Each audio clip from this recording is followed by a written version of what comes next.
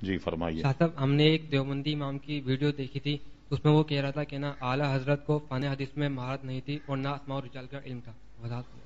سب سے پہلی تو یہ بات بتائیے کہ آپ نے ویڈیو دیکھی کیوں؟ سمجھ گئے نا؟ یہ تو بالکل ایسی بات ہے کہ میں گڑھے میں کودا اور وہاں مجھے کیل لگ گئی، تو آپ کودے کیوں گڑھے میں؟ سب سے پہلی بات کہ ہمارے علماء نے بے دین بد مذہبوں کی تقریریں سننے سے منع کیا. وجہ کیا ہے؟ جب وہ آپ کے سامنے اپنے عقیدے کو بیان کرنے کے لیے قرآنی آیتیں پڑھیں، حدیثیں پڑھیں، تو آپ تو کہیں گے کہ بھئی ہمارے مولوی غلط کہتے ہیں، تو قرآن اور سنت کے مطابق بات کر رہا. آپ کوئی محدث اعظم پاکستان تھوڑے لگے ہوئے ہیں کہ آپ سمجھ جائیں کہ یہ کہاں ڈنڈی مار رہا، کیا کر رہا، وغیرہ وغیرہ. اور دین کی باتیں نا کبھی کبھی شیطان بھی کرتا ہے. مشکاۃ شریف میں ہے بہت طویل حدیث، حضور علیہ السلام نے زکوٰۃ کے مال پر حضرت ابو ہریرہ رضی اللہ عنہ کو پہرے دار بنایا، اس کی نگرانی کیجیے. ایک شخص چرانے کے لیے آیا، حضرت ابو ہریرہ نے پکڑ لیا. بڑی طویل حدیث. 3 دفعے ایسا ہوا تو تیسری مرتبہ جب پکڑا تو اس چور نے کہا کہ ابو ہریرہ، میں تم کو ایسا وظیفہ بتاؤں گا کہ تم رات میں اگر پڑھ لو تو صبح ہونے تک شیطان تمہارے قریب نہیں آئے گا. کہا کہ بتاؤ وظیفہ کیا؟ کہا روز سوتے میں آیت الکرسی پڑھ لیا کرو، صبح ہونے تک شیطان تمہارے قریب نہیں آئے گا. جب حضور علیہ السلام کے سامنے حضرت ابو ہریرہ رضی اللہ عنہ پیش ہوئے تو حضور نے فرمایا کیا ہوا رات کے چور کا؟ حضور سب جانتے تھے. کہا حضور میں نے پکڑ لیا تھا اور میرا ارادہ تو تھا کہ آپ کے پاس لے آؤں، مگر وہ معذرت کرنے لگا، چھوٹے چھوٹے بچے ہیں، چھوڑ دو، آئندہ نہیں کروں گا. مجھے رحم آ گیا، میں نے چھوڑ دیا. کیا وظیفہ بتایا؟ اس کا وظیفہ اس نے یہ بتایا کہ رات میں اگر تم یہ پڑھ لو تو صبح ہونے تک شیطان تمہارے قریب نہیں آئے. حضور علیہ السلام ابو ہریرہ تمہیں پتا ہے 3 دن سے تمہارا مخاطب کون تھا؟ کہا حضور اللہ اس کا رسول بہتر جانے. فرمایا خود شیطان تھا کمبا. لیکن یہ اس نے بات تم سے صحیح بتائی. تو کبھی کبھی شیطان بھی ایسی باتیں کرتا ہے، تو دوسروں کی باتیں سنیں گے تو اپنے دین میں تشکیک پیدا ہوگی کہ شاید ہمارا دین جو ہے اس میں کوئی شبہ ہے، یہ جو آیتیں پڑھ رہا ہے، یہ کر رہا ہے، وہ کر رہا. مرزا غلام احمد بھی تو آیتیں پڑھ کے لوگوں کو سمجھاتا تھا، حدیثیں پڑھ کے لوگوں کو سمجھاتا. اب اس میں کیا ہوتا ہے؟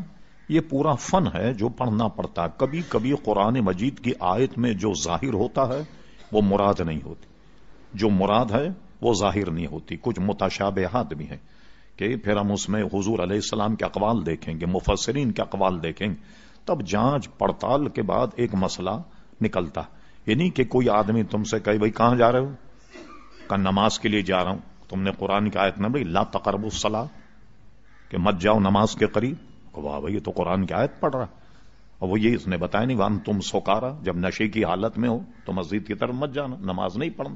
تو اس طرح کے شکوک اور شبہات پیدا ہوتے ہیں. ایک بات. دوسری بات، بہت سی چیزیں آپ اگر ذہن میں رکھیں خود مسائل حل پیدا ہو جائیں.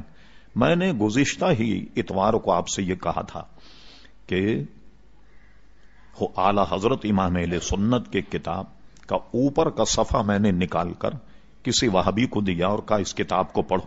اس نے کہا یہ تو اپنے فن کا امام نظر آتا.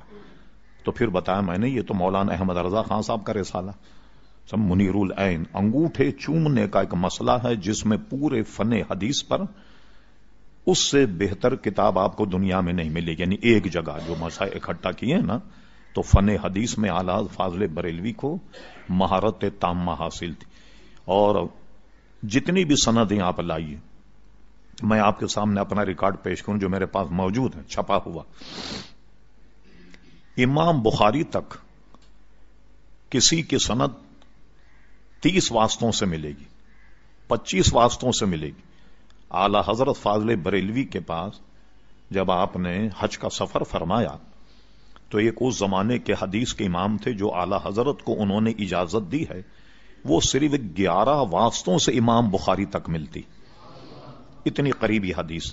اور ایک حدیث جو اعلی حضرت کی ہے، یہ پورا اس پر رسالہ ہے الاجازہ کے نام سے، ایک आला हजरत की सनद वो है कि जिसमें आला हजरत ने जिनसे सनद ली उनसे लेकर इमाम आजम अबू हनीफा, फिर इमाम आजम अबू हनीफा के उस्ताद हजरत इमाम हम्माद शागिर्द थे इब्राहिम नखई, और इब्राहिम नखई रिवायत करते थे हजरत असवद और हजरत अलकमस, और वो हदीस बयान करते हैं हजरत अब्दुल्ला इब्न मसूद से। तो इमाम आजम अबू हनीफा तक जितने मुहद्दिस हैं ये सब के सब हनफी। वरना बाद हदीसों में आता है कि कोई इमाम शाफी होता है, कोई हम्बली होता है, और ये हम पहले बता चुके कि चारों अइम्मा हमारे नजदीक हक हैं। तो एक सनद तो आला हजरत की वो है कि जिसमें इमाम आजम तक सारे मुहद्दिसीन जो हैं वो खालिसतन हनफी। और दूसरी बात मैं बताऊं, आला हज़रत फाज़िल बरेलवी मुरीद थे हजरत आले रसूल मारहरवी, उनके मुरीद, और वो तिलमीज थे शाह अब्दुल अजीज मुहद्दिस देहलवी। शाह अब्दुल अजीज मुहद्दिस देहलवी को सारी दुनिया मुहद्दिस मानती। तो आला हजरत की सनद में शाह अब्दुल अजीज मुहद्दिस देहलवी तक एक वास्ता, और वो वास्ता कौन सा है? हजरत आले रसूल मारहरवी। फौरन उसके बाद उनकी सनद जो है वो हजरत क्या नाम है, शाह अब्दुल अजीज मुहद्दिस देहलवी तक मिलती है।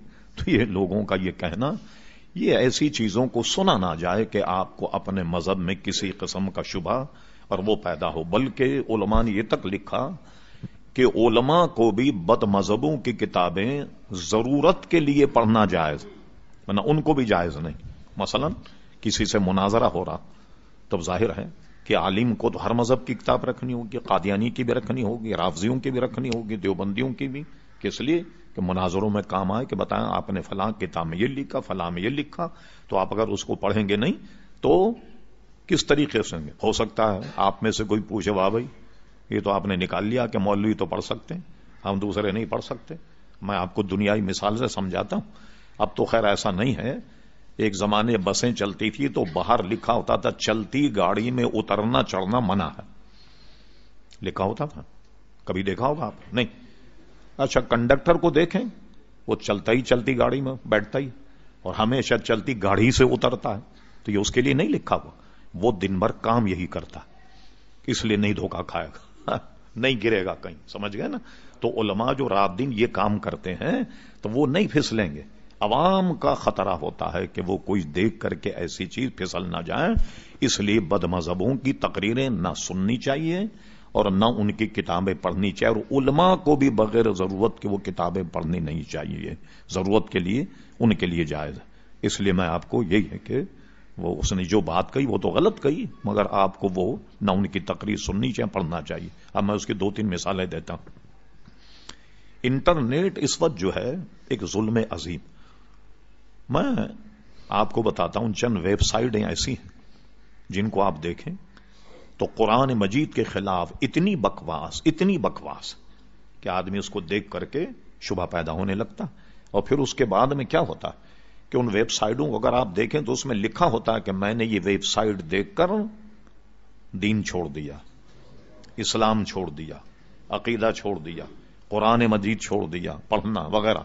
तो अपनी उसमें तादाद बताते हैं कि इतने हजरात ने इस हफ्ते में दीन इस्लाम को छोड़ दिया वगैरह वगैरह। तो ये तो एक इनकलाब बरपा हुआ है। और एक जमाना तो वो था जब लोगों के काबू था मंतिक और फलसफे वाले जो एतराजात करते थे। हमारे उलमा बहुत परेशान हो गए उनके एतराजात वगैरह, लेकिन अल्लाह ने इमाम गजाली, इमाम राजी जैसों को पैदा किया और उन्हें सबको ऐसे जवाबात देकर के साकित कर दिया कि बाद में किसी को बकबक करने की गुंजाइश ही नहीं रही। तो अब क्या हुआ? अब इसका मुकाबला आप कैसे करेंगे? किस तरह करेंगे? अब सारी दुनिया में एक हवा के जरिए से फैल रहा, कैसे पाबंदी लगाएं? जिसका जी चाहे जो जी चाहे डाल दे, जिसको चाहे गालियां दे दे, जो चाहे वो करे। तो अब ये तो हमारा काम यह है कि बिल्कुल उसके करीब ना जाएं और अपने ईमान, अपने इस्लाम की हिफाजत करें। शुबा नहीं होना चाहिए। ईमान तो यकीन का नाम है ना। तो अगर यकीन ही मुतजलजल हो जाए। आखिरी बात, फिर दूसरा सवाल लेते हैं। हमारे पास सिवाय एक असली और पुख्ता अकीदे के और है क्या? क्या इतने नमाजी, क्या मैं 10 लाख में भी अगर तकरीर करूं तो पूछूं भाई ये जो आप नमाज पढ़ते हैं, एक आदमी हाथ उठाकर कहे कि उसको कोई इल्का हुआ है कि नमाज उसकी कबूल हो गई? کوئی کہہ سکتا ہے میں ساری عبادتیں کرتا ہوں سب قبول ہو گئیں اور سب جناب میری صحیح ہے؟ کیا منہ پہ مار دی جائیں گی ساری نمازیں، سارے روزے، سارا حج اور سارا زکات؟ کیا رہ جائے گا آپ کے پاس؟ ایک ہی تو سامان ہے نا، اور وہ سامان ہے عقیدہ. یاد رکھیے، اور پوری نظیر نہیں ملے گی آپ کو کہ اللہ تبارک و تعالیٰ نے کسی ایسے شخص کی مغفرت کر دی ہو جس کا یقین تو متزلزل ہو، ایمان نہ ہو، مگر نماز کی بنیاد پر مغفرت ہو گئی، حج کی بنیاد پر مغفرت ہو گئی، زکات کی بنیاد مغفرت ہوگی. ایک نظیر نہیں بتا، ورنہ اصول پورا دھرم ہو جائے گا، ساری عمارت عقیدے کی دھڑم سے گر جائے گی. ہاں ایسی مثالیں ہیں کہ بے عمل رہا لیکن پختہ عقیدے میں تھا، اللہ نے رحم فرما دی. تو اس لیے عقیدہ جو ہمارا ہے وہ بالکل مستحکم ہونا چاہیے، اس میں کوئی صلح صفائی کی گنجائش نہیں. ٹھیک ہے، یہ ہمیشہ یاد رکھیے. کو کبھی دیکھیں نہیں بد مذہب کی، نہ کتاب دیکھیں نہ ان کی باتوں کو سنیں. اور کوئی صاحب؟ جی آپ بولیے.